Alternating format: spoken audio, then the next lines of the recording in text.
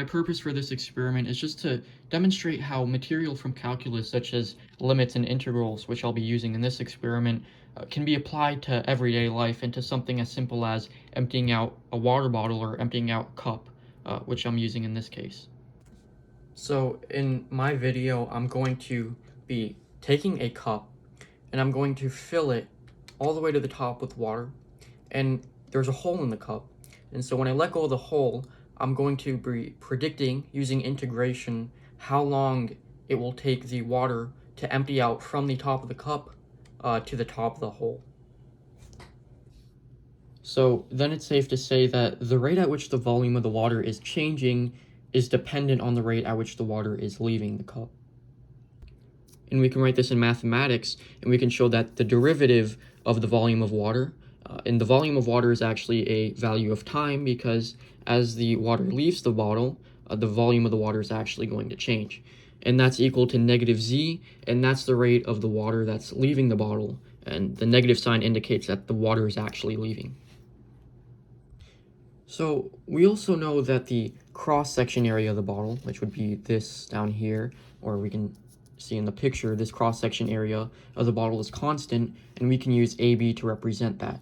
And we also know that the area of the jet hole is constant. So if the cross-section area of the bottle is going to be constant, then what exactly is changing? So we can use the equation AB, which is a cross-section area, which is always going to remain constant, multiplied by the height in time, is equal to the volume of water. And we know that the height in time is not constant, because as the water in the bottle goes down, the height of it is going to change. And we also know that the faster the water is leaving from the jet hole means that there's more volume per second leaving the bottle. And we can use AJ to represent the area of the jet hole, and we know that AJ is always going to be constant. So now we can rewrite the equation. We can change this to the derivative of the area of the bottle multiplied by the height as it relates to time is equal to negative z. Or we can simplify it even further, and we can do the area of the bottle multiplied by the derivative of the height as it relates to time is equal to negative z. And so now we can use the equation, the area of the jet hole multiplied by the velocity of the jet hole, or the velocity in which the water is leaving the jet hole, is equal to z. And so we need to find Cj, and we can use mgh is equal to 1/2 mv squared. And m is the mass, g is the gravitational acceleration, and h is the height. We get v equals square root of 2gh. And that is the velocity of the water leaving the jet hole, which we can use in place of c, or Cj. Now we can rewrite the equation as the area of the cross-section of the bottle multiplied by the rate at which the height is changing is equal to the negative of the area of the jet hole multiplied by the square root of 2gh.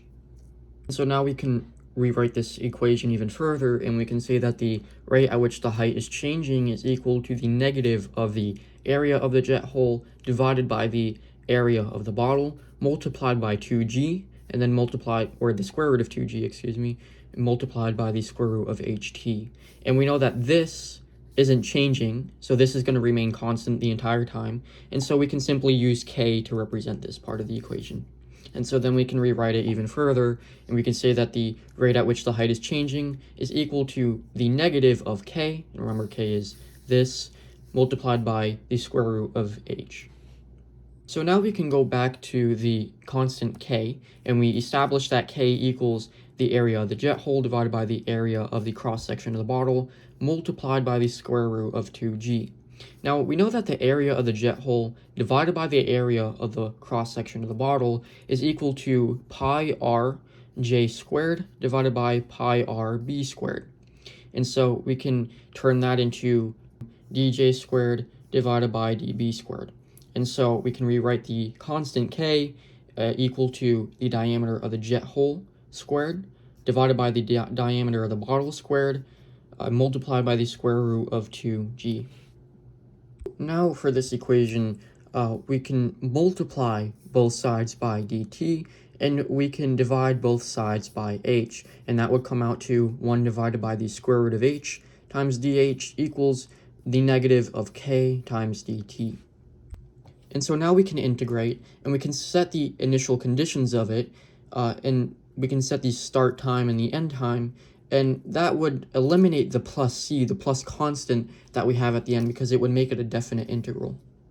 And so we can say that the initial height is h of 0, and the final height is h of t, and we can say the start time is 0, and the end time is t.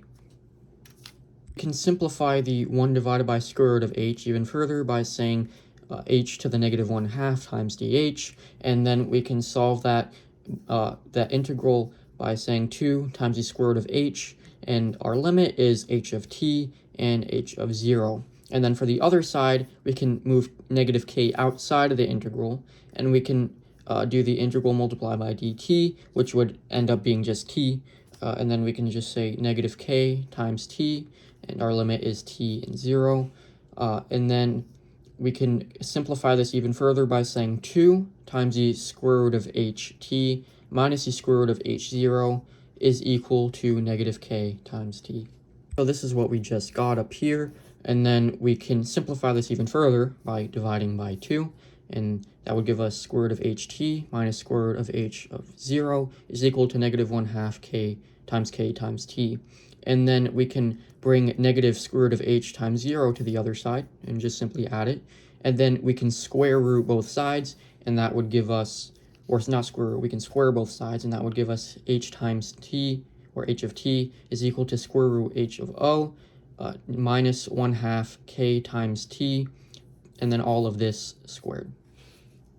And so with this equation, it brings in the question, when will the bottle be empty? And so the answer to that is simply when the height h as a function of time is equal to 0. So all we have to do is set h of t for 0, and we can use t as the final time when the height is 0. And so if we do all of this math, and we eventually get that the final time is equal to 2 times the diameter of the bottle squared divided by the diameter of the jet hole squared times the square root of 2 times g, and then multiplied by the square root of h of o. And so I measured the diameter of the cup on the top, so from here, from this end to this end, and that came out to be 87 millimeters. I also measured the diameter of the jet hole, and that came out to be 6 millimeters. I also measured the initial height, which was 48 millimeters, and then g in this equation right here is equal to 9.81 because that's the accepted value of the gravitational acceleration. So now we can take this equation and we can plug all of these values in, and it would equal to 2 times 87 times 10 to the negative third, and the reason we do times 10 to the negative third is because we're going from millimeters to meters, and then squared, divided by 6 times 10 to the negative third squared, and then times the square root of 2 times 9.81, and then all of this multiplied by the square root of 0.087. And so we get the t final is equal to 28 plus or minus 2.9 seconds. And so the final step of this is to actually fill the cup with water to the top and see if my math actually works and if I properly predicted how long it'll take the water to empty out of this cup.